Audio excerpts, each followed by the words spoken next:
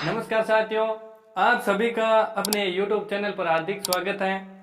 मैं आज आपको 4 पॉइंट है यानी तैयारी किस प्रकार करें। साथियों, कोई तैयारी किस प्रकार करता है उस पर बात मैं नहीं करूंगा। मैंने तैयारी किस प्रकार की उस प्रकार आपको बताऊंगा कि किस प्रकार से मैंने अपने पूरे सक्सेस के लिए पीछे का जो समय बिताया था वो किस प्रकार से बिताया था, यानी तैयारी के टाइम मैंने ऐसे क्या क्या काम किए थे जिससे मेरा सिलेक्शन फर्स्ट बार में ही हो गया और बीएसटीसी मेरी साथ चलते ही मेरा सिलेक्शन हो गया। तो इस प्रकार मैं भी आपको बताऊंगा कि किस प्रकार तैयारी करनी चाहिए, यानी किस प्रकार मैंने तैयारी की, ये मैं आपके सामने अभी बताऊंगा। सबसे पहले तो है अपना टाइम टेबल। तो साथियों, किस प्रकार से टाइम टेबल बनाएं। टेस्ट सीरीज, क्या टेस्ट सीरीज देनी चाहिए या सीधे ही एग्जाम में ही जाएं, टेस्ट न दें, कोर्स को पढ़ें, सिलेबस को पूरा कैसे करें, क्या पढ़ें क्या छोड़ें, तैयारी को बेहतर बनाने के लिए किन किन सोर्स का प्रयोग करें। तो साथियों, सबसे पहले मैं टाइम टेबल का बात कर लेता हूं। तो अपने जो रोज का टाइम टेबल है उसको कभी तोड़ना मत, उसे रोज फॉलो करते रहना। यानी टाइम टेबल की अगर मैं बात करूं तो किसी को सुबह जल्दी उठ के पढ़ना अच्छा लगता है, किसी को देर रात तक पढ़ना अच्छा लगता है। तो साथियों, मैं किस प्रकार पढ़ता था वही बताऊंगा। अगर आपको अच्छा लगे तो फॉलो करना, नहीं अपने स्तर पर करना कि मेरे को रात में पढ़ना अच्छा लगता है या दिन में पढ़ना अच्छा लगता है। जिस प्रकार आपको अच्छा लगता है वैसे अपने टाइम टेबल को मैनेज कर लेना। मैं टाइम टेबल का बताऊं तो मैं सुबह 5 बजे उठता। 5 बजे के बाद में 10-15 मिनट इधर उधर घूम के, और सुबह उठते ही आप कभी फोन मत चलाइए। फोन को आप 10 बजे तक कभी भी मत चलाना। फोन को 10 बजे के बाद ही फोन का यूज करना, चाहे आप कोर्स ही क्यों नहीं कर रहे हो। सुबह से लेकर 10 बजे तक आप 5 बजे से लेकर 10 बजे तक आप अपनी किताबों से पढ़ें। और टाइम टेबल सुबह 5 बजे उठ गए, 5 बजे के उठने के बाद में 9 बजे तक पढ़े। 9 बजे के बाद में फ्रेश होने के बाद आप 12-1-2 बजे तक पढ़ सकते हो। 1 बजे तक पढ़े और 3 बजे तक रेस्ट। 3 बजे के बाद में मैं पढ़ता था शाम को 7 बजे तक, 7 से 8 1 घंटा रेस्ट। फिर 8 बजे से लेकर रात को 11 बजे, यानी 11 बजे बज गई, उसके बाद में मैं कभी भी किताब को लेकर ऐसे नहीं कि जुनून आया कि मेरे को कुछ भी हो जाए अब लगना है, रात पढ़ूं दिन पढ़ूं, दिन और रात कर दूं, ऐसा नहीं करना है। आपको 11 बजे टाइम है, आपका हो गया और आप सो जाइए उसके बाद में। तो साथियों, इस प्रकार आप तैयारी करोगे। और कुछ लोग ऐसे सोच रहे हैं, ऐसे भी बोलते हैं कि हम तैयारी करते हैं लेकिन अपने को पता नहीं चलता कि अब हमारी तैयारी सही दिशा में हो रही है या गलत दिशा में हो रही है।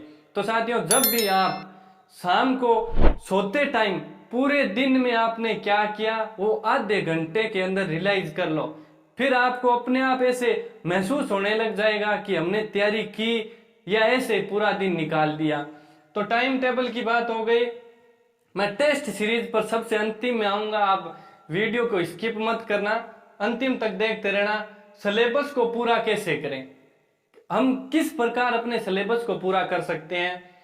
तो साथियों, मैं आपको बता दूं कि सिलेबस को पूरा करने के लिए पहले तो आप पूरे सिलेबस को एक कागज पर लिख लीजिए। और लिखने के बाद मेरा यही मैटर था कि मैं पूरे सिलेबस को कागज पर लिख लिया। लिखने के बाद में अपनी मेज के सामने दीवार पर चिपका दिया और रोज आज ये पॉइंट करना है, आज ये पॉइंट करना है, ऐसे कर कर मैंने सारे पॉइंट कर लिए। और यकीन मानो अंतिम में आपको ऐसे लगेगा कि मैंने इस पॉइंट को, क्योंकि आज ये पॉइंट करना है, उस पर टिक लगा दिया।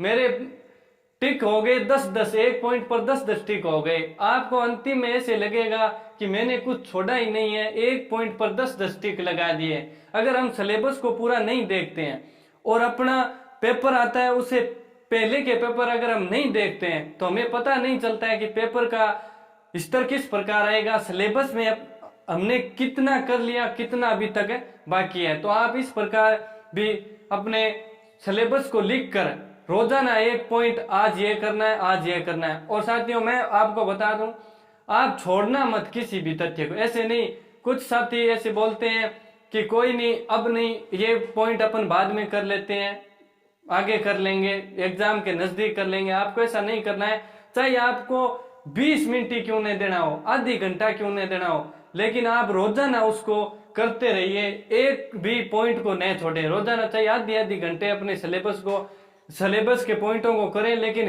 रोज करना है। कोई भी पॉइंट हो, सिलेबस को पूरा करना है, क्या पढ़ें क्या छोड़ें। तो साथियों, अपना जो एग्जाम है 3rd ग्रेड का, वो इतना कठिन हार्ड, उसमें पेपर में प्रश्न नहीं आते हैं। यानी कुछ साथी ऐसे हैं कि तैयारी को बेहतर और मेरिट में आने के लिए चाहे उन्हें कोई भी काम करना पड़े, लेकिन वो करते हैं।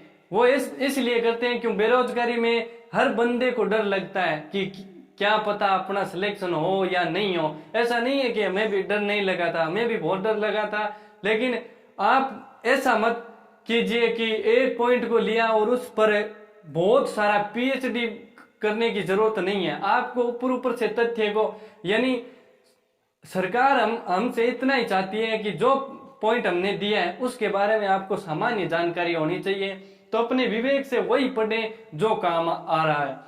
तैयारी को बेहतर बनाने के लिए किन किन सोर्सों का, साथियों कुछ लोग ऐसे बोलते हैं फोन का यूज नहीं करना चाहिए, कुछ बोलते हैं यूज करना चाहिए। तो दोनों का अपने स्तर पर बात सही है दोनों की, लेकिन मैं आपको बता दूं, फोन का यूज अगर अपन करते हैं तो हमारे बेनिफिट के लिए भी बहुत ज्यादा है और हमारे नुकसान के लिए भी बहुत है।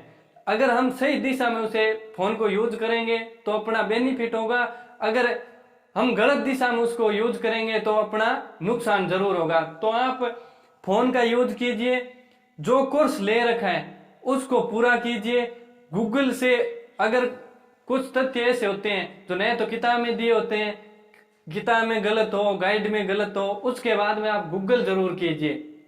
और जैसे विधि है, जो भी अपनी शिक्षण विधि है, अगर आपको समझ में नहीं आई तो आप उसे यूट्यूब पर बहुत बड़े अच्छे अच्छे शिक्षक हैं जो इन विधियों को बहुत ही आसान तरीके से बता रखी है। साथियों, मैंने जब तैयारी की थी तो मैं ये नहीं सोचा कि ये वीडियो सीधा बना रहा है, इसको क्या आता होगा, ऐसे वैसे कुछ नहीं सोचा। उसने क्या बताया बस वही ग्रहण करने की कोशिश की, क्योंकि अब मैं वीडियो बना रहा हूं तो मेरे भी कुछ ऐसे साथी हैं जो गलत गलत लिखते हैं कि तुम पढ़ो, वीडियो बनाना छोड़ दो, ऐसे वैसे। तो इन बातों में कुछ नहीं रखा। अपनी ये सोचो कि अपन यूट्यूब को अगर यूज कर रहे हैं तो उससे कितना अपन प्राप्त कर सकते हैं, यही सोचो। ये नहीं कि इस पर ये लिखे, उससे कुछ फर्क नहीं पड़ेगा उसे, क्योंकि वो अपना कर्म कर रहा है। जब अपन तैयारी करते हैं तो उससे पहले भी बहुत लोग बोलते हैं कि इनका सिलेक्शन नहीं होगा, अब इतना जल्दी क्या सिलेक्शन हो जाएगा। ऐसे बहुत से अपने को पॉइंट मिल जाते हैं, दिन में एक नहीं 10-10 पॉइंट मिल जाते हैं। उस वजह से क्या अपन तैयारी छोड़ दें, ऐसा नहीं करना है। और मैं अब बात करता हूं अंतिम टेस्ट सीरीज पर। तो साथियों, मैं भी और मेरे साथ जो शिक्षक लगे हैं उनसे भी मैंने राय ली कि क्या अब जो तैयारी करें उनको टेस्ट सीरीज का क्या करना चाहिए। तो साथियों, उन्होंने जिससे मैंने पूछा है तो उन्होंने कहा जितना ज्यादा हो सके, चाहे ऑनलाइन हो चाहे ऑफलाइन हो, ऑफलाइन से अच्छा है ऑनलाइन। अगर ऑफलाइन में आप जाओगे, आपका टाइम भी जितना जाओगे उतना टाइम तो खराब होगा ही, लेकिन ऑनलाइन में आपने ईमानदारी से अगर तैयारी कर रहे हो तो ऑनलाइन निकाला और उसे टेस्ट को कर दिया।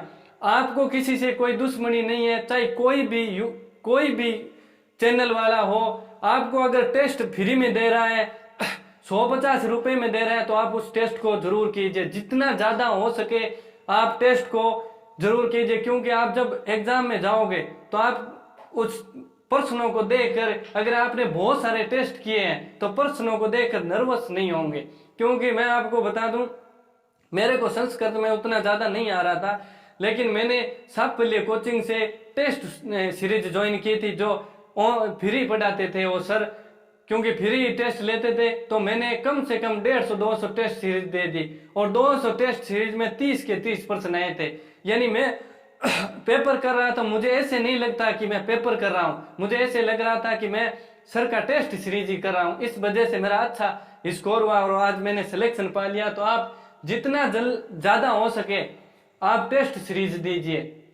अपने तैयारी को बेहतर बनाने के लिए आपको जिस भी सोर्स का यूज करना हो आप कीजिए, जैसे भी आपको करना हो कीजिए, छोड़ना मत, क्योंकि लोगों का काम है अपनी तरफ है गलत नेगेटिव कमेंट करने की, तो आप कभी भी उन कमेंटों पर ध्यान मत दीजिए और अपने तैयारी को बेहतर बनाए रखें। आज के लिए इतना ही काफी। धन्यवाद साथियों।